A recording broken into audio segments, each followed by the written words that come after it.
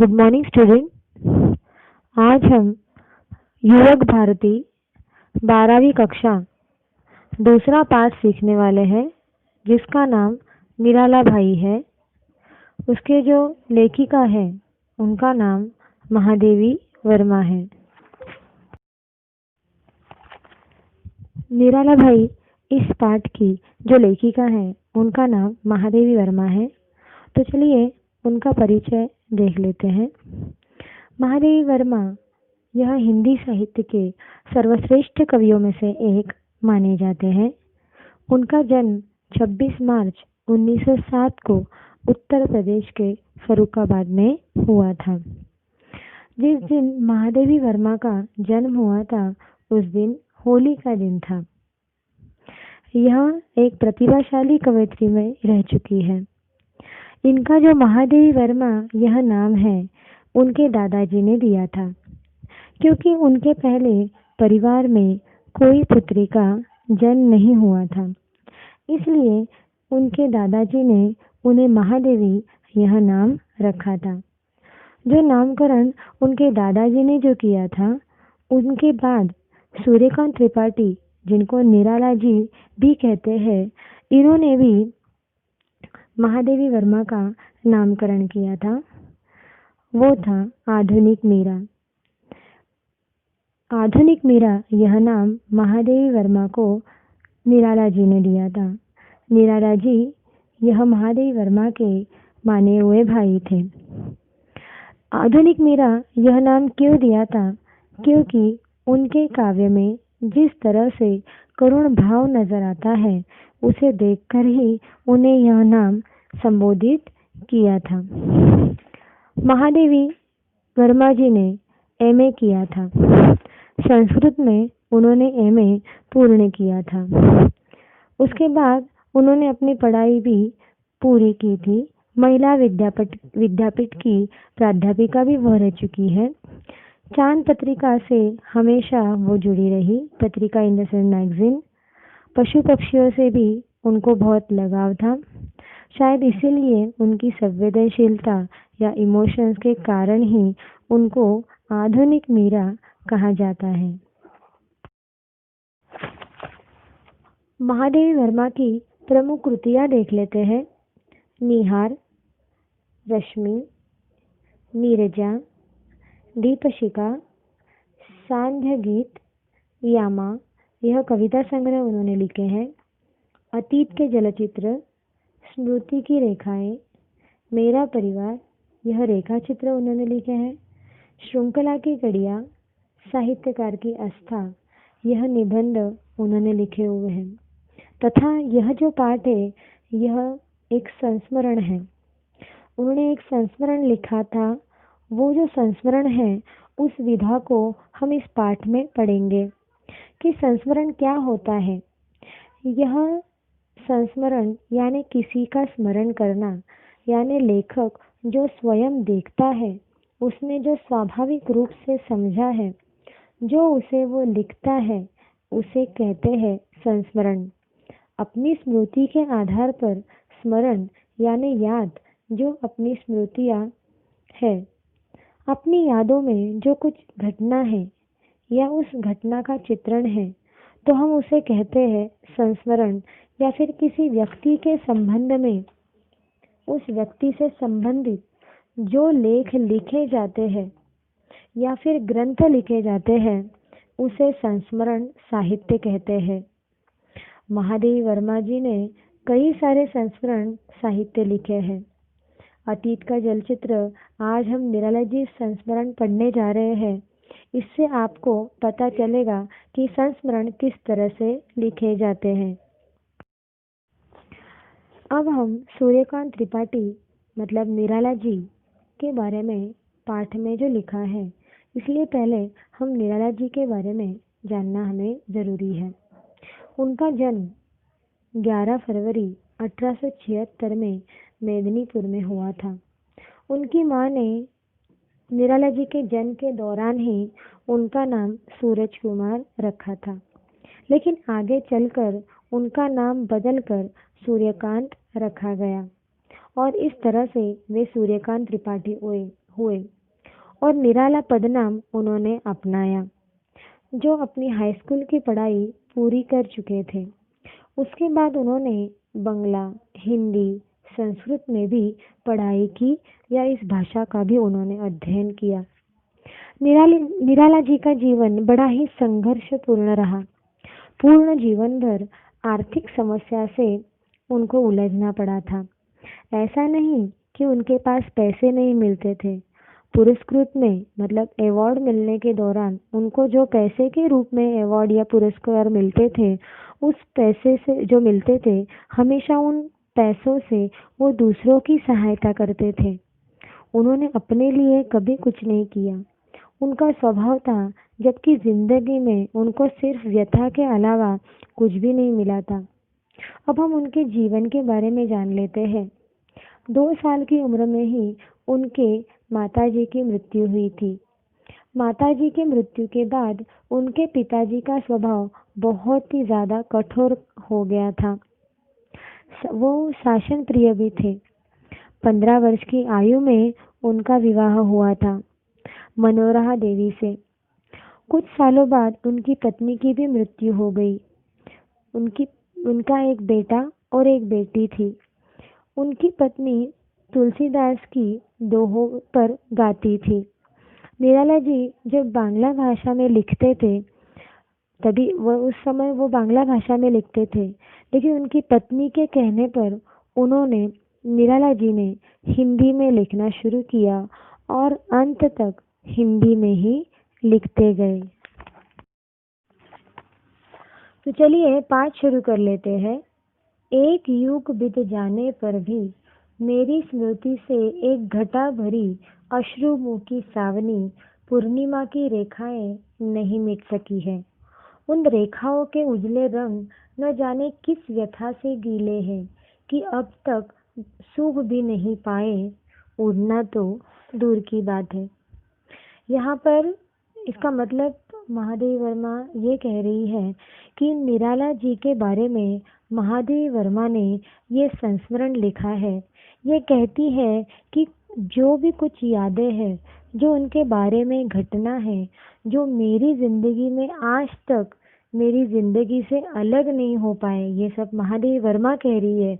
महादेवी वर्मा कहती है कि निराला जी के साथ जब वो घर पर बैठी थी, तो उनको मैंने ये पूछा था, उस दिन राखी का दिन था, तो उन्होंने ये पूछा था, देखिए आगे हम कविता की लाइनें पढ़ लेते हैं, कि उस दिन मैं बिना कुछ सोचे हुए ही भाई निराला जी से पूछ बैठी थी, आपके किसी ने राखी नहीं बांधी? अवश्य ही उस समय मेरे सामने उनकी बंधन शून्य कलाई और पीले कच्चे सूत के ढेरों राखियां लेकर घूमने वाले यजमान खोजियों का चित्र था। पर अपने प्रश्न के उत्तर ने मुझे क्षण भर के लिए चौंका दिया। कौन बहन हम जैसे भुक्कड़ को भाई बनाएगी?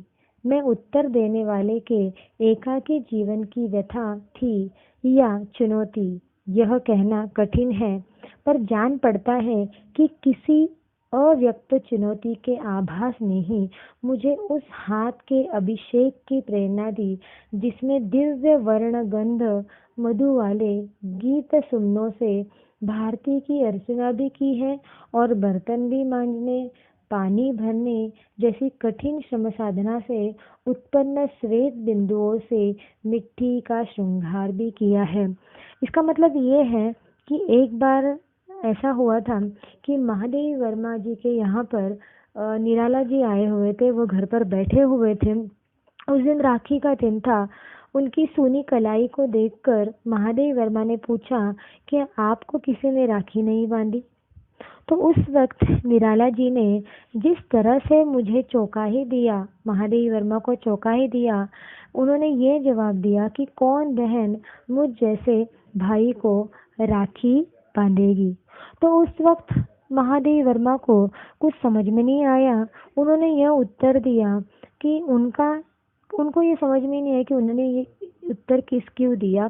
उनका ये एकाकी जीवन से उनके जीवन की व्यथा भी स्पष्ट होती थी। उनकी बातों से ये समझ में आ रहा था कि वो बहुत ही ज़्यादा अकेले थे उनके जीवन में। उनकी जो जीवन की व्यथा है वो भी स्पष्ट हो रही थी। उस वक्त मुझे उनको राखी बांधने का जो मौका मिला, जो मेहनत करने वाले हाथ है, जिन हाथों ने उन्होंने बर्तन मांजे हैं, पानी भरा है, तो ऐसे कई सारे श्रम साधना जैसे काम उन्होंने किए हैं। तो ये जो श्रम साधना जैसे वाले जो हाथ हैं, यही नहीं, उनके हाथों से उन्होंने सुंदर काव्य की रचना भी की है। तो मैं मतलब महादेवी वर्मा कह रही है कि मुझे सौभाग्य की बात है मेरे लिए कि मुझे उनको राखी बांधने का मौका मिला, और इस तरह से उन्होंने उनको राखी बांधा और निराला जी को वो अपना भाई मानने लगी थी। तब से वो मेरे निराला भाई बन गए थे। यह एक घटना का वर्णन उन्होंने यहाँ पर किया है।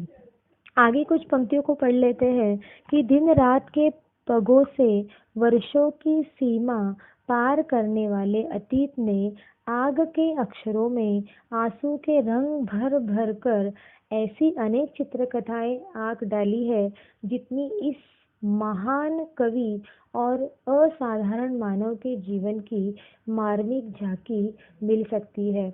पर उन सबको संभाल सके ऐसा एक चित्राधार पा लेना सहज नहीं। उनके अस्त व्यस्त जीवन को व्यवस्थित करने के असफल प्रयासों का स्मरण कर मुझे आज भी हंसी आ जाती है। एक बार अपनी निर्भत उदारता की तीव्र आलोचना सुनने के बाद उन्होंने व्यवस्थित रहने का वचन दिया था। तो उसी वक्त की एक घटना के बारे में महादेवी वर्मा जी कहना चाह रहे हैं। इसका मतलब मैं यहाँ पर समझा रही हूँ कि महादेवी वर्मा यहाँ पर ये कहना चाहते हैं कि जब वो लिखने बैठती हैं तो निराला जी के बारे में वो कहती है कि उनका जीवन बड़ा ही अस्त व्यस्त रहा है, बहुत ही कठिन परिस्थितियों का सामना उनको करना पड़ा है। यही नहीं, उनकी आर्थिक समस्या का उनको सामना करना पड़ा। जैसे कि मैंने कहा है पहले भी कि महादेवी वर्मा ने ये कहा है कि निराला जी को पुरस्कृत के रूप में कई सारे पैसे भी मिलते थे, लेकिन उन्होंने अपने लिए कभी पैसों को खर्च नहीं किया। हालांकि उन्होंने दूसरों की सहायता के लिए इस पैसों का उपयोग किया, दूसरों की वो सहायता करते थे, उनको किसी प्रकार का मोह नहीं था। तो इसी तरह से एक एक करके उनके परिवार का साथ भी उनको छूटते जा रहा था। किसी तरह की उनको मोह माया जिंदगी में रही नहीं थी जिसे वो कुछ कर सके। आगे कुछ पंक्तियों को हम या पाठ को हम पढ़ लेते हैं कि संयोग से तभी उन्होंने कहीं से 300 रुपये उनको मिल गए थे। वही पूंजी मेरे पास जमा करके उन्होंने मुझे अपने खर्च का बजट बना देने का आदेश दिया, जिन्हें मेरा व्यक्तिगत हिसाब रखना पड़ता है। वे जानते हैं कि यह कार्य मेरे लिए कितना दुष्कर है। न वे मेरी चादर लंबी कर पाते हैं, न मुझे पैर सिकोड़ने पर बाध्य कर पा सकते हैं। और इस प्रकार एक विचित्र रस्सा कक्षी में मैं 30 दिन बीतते रहते हैं।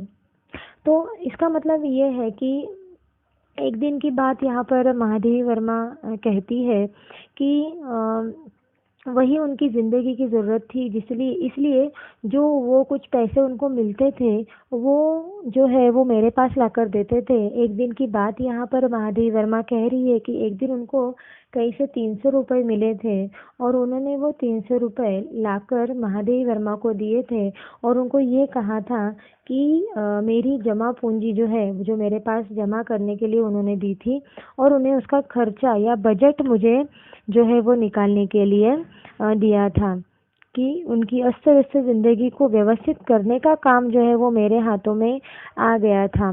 और इसी तरह से उन्होंने वो 300 रुपये मुझे दिए और कहा कि मेरे पैसे का खर्चा या बजट तुम बना देना। मैंने भी सोचा ठीक है, मैं ये काम कर लूँगी। हमारे सामने ये पैसे जो है वो मुझे उन्होंने दिए। उसी तरह से हम आगे की पंक्तियों को पढ़ लेते हैं। पर यदि अनुत्तीर्ण परीक्षार्थियों की प्रतियोगिता हो तो 100 में 10 अंक पाने वाला भी अपने आप को शून्य पाने वाले से श्रेष्ठ मानेगा।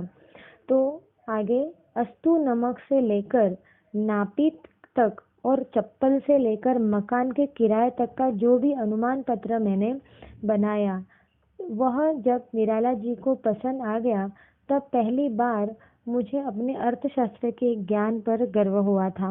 पर दूसरे ही दिन से मेरे गर्व की व्यर्थता सिद्ध होने लगी। वे सवेरे ही पहुंचे और 50 रुपये उनको चाहिए थे। तो इस तरह से यहाँ पर महादेवी वर्मा ने निराला जी का बजट बनाना उन्होंने शुरू किया था। 300 रुपये निराला जी को मिले थे और वो उन्होंने जो है महादेवी वर्मा को लाकर दिए थे और उन्होंने ठान भी लिया कि उनका बजट वो बना लेगी। लेकिन ये जो खुशी थी वो ज़्यादा दिन नहीं टिक पाई थी। दूसरे ही दिन यहाँ पर जो निराला जी है वो महादेवी वर्मा के पास आए और उन्होंने उनसे 50 रुपये मांगे। मतलब 300 में से 50 रुपये गए, मतलब यहाँ पे 250 रुपये ही महादेवी वर्मा के पास थे।